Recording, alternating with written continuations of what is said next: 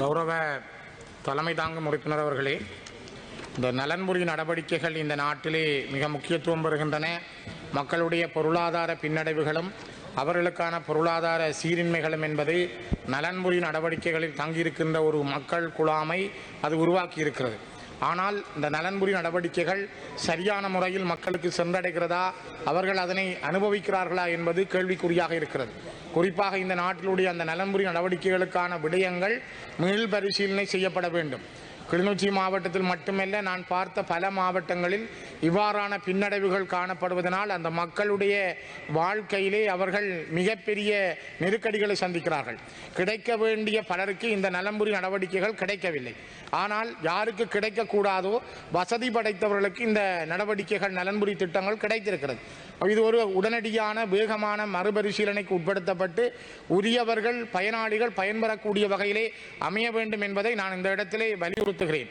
மிக முக்கியமாக மலையகத்திலே வாழுகிற மக்களுடைய அடிப்படை சம்பளம் தொடர்பிலே மலையக முற்போக்கு கூட்டணி அண்ணன் மனோ கணேசன் அவர்கள் தலைமையில் இருக்கின்ற கட்சி எடுக்கின்ற முடிவுகளுக்கு நாங்கள் ஆதரவாக எப்பொழுதும் இருப்போம். ஏனெனில் மலையக மக்களுடைய வாழ்க்கை என்பது எப்பொழுதும் பாதிக்கப்பட்ட ஒன்றாக அல்லது அவர்கள் பாதிப்புக்குள்ளேயே வாழுகின்ற ஒன்றாக இருக்கிறது. எனக்கு முதல் பேசிய கௌரவ உறுப்பினர் கூட சொன்னார், அங்கே வாழுகின்ற மக்களுடைய வறுமை நிலைகள், அவர்களை யார் கவனித்தார்கள், கல்வியை பற்றி சொன்னார். அருமையானது. நானும் இங்கே பதிவு செய்கிறேன். இப்பொழுதும் இலங்கையிலே, ஏன் உலக வரைபடத்திலே லயன்களில் வாழுகிற மக்கள் கூட்டமாக அந்த மக்கள் தான் இருக்கிறார்கள். நீண்ட 100 மீட்டர் அல்லது 200 மீட்டருக்கான நீண்ட லயன்கள், தார் பூசிய தகரங்களுக்குள் எந்த அடிப்படை வசதிகளுமின்றி வாழுகின்ற ஒரு மக்கள் கூட்டமாக இலங்கையிலே மலையக மக்கள் இன்றும் வைத்திருக்கப்படுகிறார்கள். கிட்டத்தட்ட இலங்கையிலே வாழுகின்ற 3 லட்சம் மலையக தமிழர்கள் இருப்பதற்கு சொந்த வீடு இல்லாமல் லயன்களிலே வாழுகின்றார்கள் என்றால், இந்த அரசிலாவது ஏதோ ஒரு நாட்டையோ அல்லது ஒரு சர்வதேச நிதி நிறுவனத்தையோ நீங்கள் பிடித்து அதன் ஊடாக அந்த மக்களுக்கான ஒரு சொந்த நிலத்தையும் சொந்த வீட்டையும் அமைத்து கொடுத்தால் நான் நினைக்கிறேன் நீங்கள் வரலாற்றிலே ஒரு சாதனை புரிந்த அரசாக மாறக்கூடும். ஆகவே அந்த மக்களுடைய வாழ்க்கை மாற்றம் வேண்டும், அந்த மக்களுடைய வாழ்க்கையிலே மாற்றங்களை நோக்கிய நகர்வுகள் வேண்டும் என்பதை நான் இந்த இடத்திலே பதிவு செய்கிறேன். முக்கியமாக அவருடைய சம்பளம், நாங்கள் இன்று பலருடைய சம்பளங்களை பற்றி பேசுகிறோம். அவருடைய சம்பளம் பற்றியதை அந்த முற்போக்கு கூட்டணியுடைய அந்த செயல்பாடுகளுக்கு எங்களுடைய ஆதரவு எப்பொழுதும் அவர்களுக்கு இருக்கும். அதே நேரம் மீள குடியேறிய மக்களுக்காக வழங்கப்படுகின்ற உதவிகள் என்பது கடந்த கால அரசுகளில் சரியான முறையில் மேற்கொள்ளப்படவில்லை. குறிப்பாக வடக்கு கிழக்கு மாவட்டங்களில் இருந்த 8 மாவட்டங்களிலும் இருக்கிற மக்கள் பெரும்பாலானவர்கள் தாங்கள் மீள்குடியேறிய பொழுது அவர்களுக்கு 1.5 லட்சத்திலிருந்து 2.5-3 லட்சம் வரைக்குமான அழிவு பணமாக அந்த மீள்குடியேற்ற நிதி அவர்களுக்கு வழங்கப்பட்டது. ஆனால் பல மாவட்டங்களில் அது சரியான முறையில் கணக்கிடப்படவில்லை, வழங்கப்படவில்லை. குறிப்பாக கிளிநொச்சி மாவட்டத்திலே 38,000 குடும்பங்கள் மீளக்குடியேறி இருந்தார்கள். இதிலே 11,791 பேருக்கு மட்டுமே இந்த மீளக்குடியேற்ற நிதி வழங்கப்பட்டிருக்கிறது.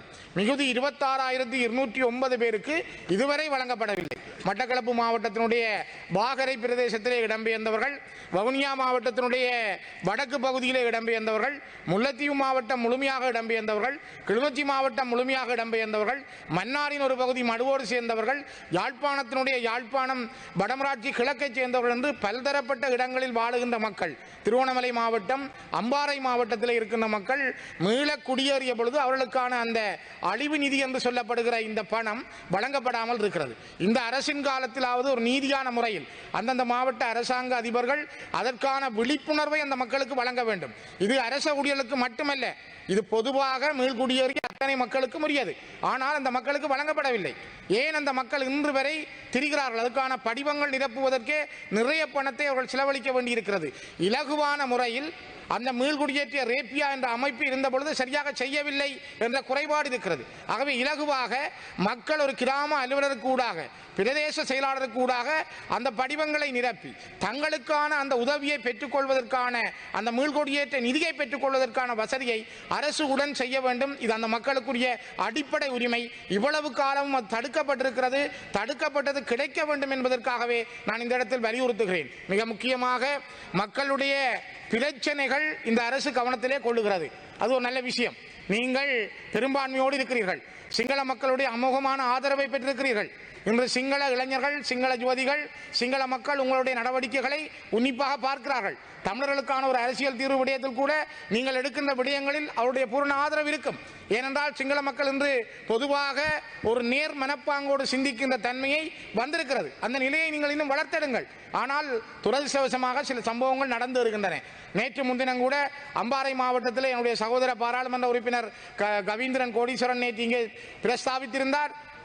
கல்முனையில் இருக்கிற நீலாவணை போலீஸ் நிலையத்திலே ஒரு பெண் கிட்டத்தட்ட 7 மணியில் மாலை 4 மணியிலிருந்து இரவு 9 மணி மட்டும் பெண் போலீசார் இல்லாமல் ஆண் போலீசாரால் தாக்கப்பட்டு மிக மோசமாக பாலியல் ரீதியாக துன்புறுத்தப்பட்டிருக்கிறார்.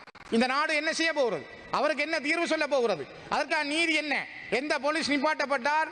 அவருக்கு என்ன நடவடிக்கை எடுக்கப்பட்டிருக்கிறது? அதுக்கான செயல்பாடு என்ன? உடனடி நடவடிக்கை என்ன? தயவு செய்து சிந்தியுங்கள்.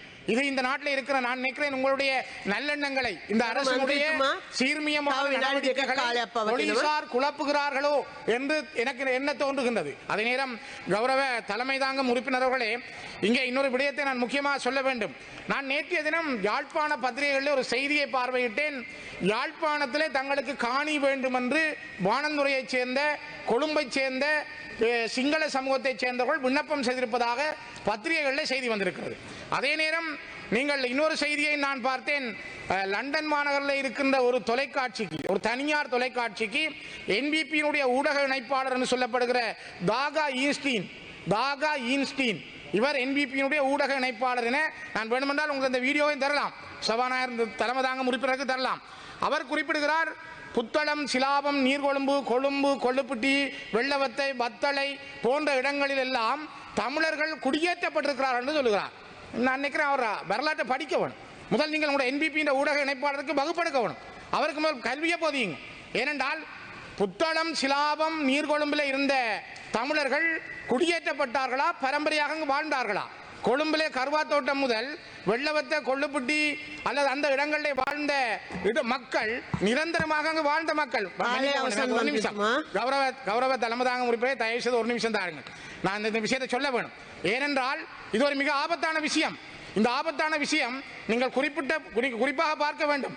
1970 83 85 ஆண்டு இடைப்பட்ட காலத்தில் அனுராதபுரத்திலே 22,000 தமிழ் குடும்பங்கள் இரவோடு இரவாக கலைக்கப்பட்டார்கள். 83 ஆண்டில் மலையகத்திலிருந்து 2,000 குடும்பங்கள் கொத்து கொத்தாக கலைக்கப்பட்டார்கள். அவர்கள் மீளக்குடியேற அனுமதிக்க வேண்டும் அரசாங்கம்.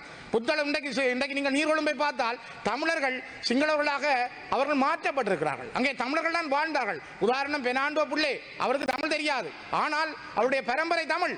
இதை தயவு செய்து யோசியுங்கள். ஆகவே எவ்வாறு காணி கேட்கிறார்களோ அல்ல காணி வேண்டும் என்று சொல்கிறார்களோ அதே போல அனுராதபுரத்திலும் அல்லது ஏனைய திருவோணமலையிலும் அல்லது அம்பாறை மாவட்டத்தில் கனகரத்தினம் தோட்டத்திலும் வாழ்ந்த மக்களை உடன் குடியேற்றுங்கள். திருவோணமலையிலே வாழ்ந்த தமிழர்களுடைய இடங்கள் பறிக்கப்பட்ட இடங்களில் அவர்களை குடியேற்றுங்கள். அவ்வாறாக இருந்தால் அது நான் நினைக்கிறேன் யதார்த்தமான ஜனநாயகமாக இருக்கும் என்று கூறி நிறைவு செய்கின்றேன்.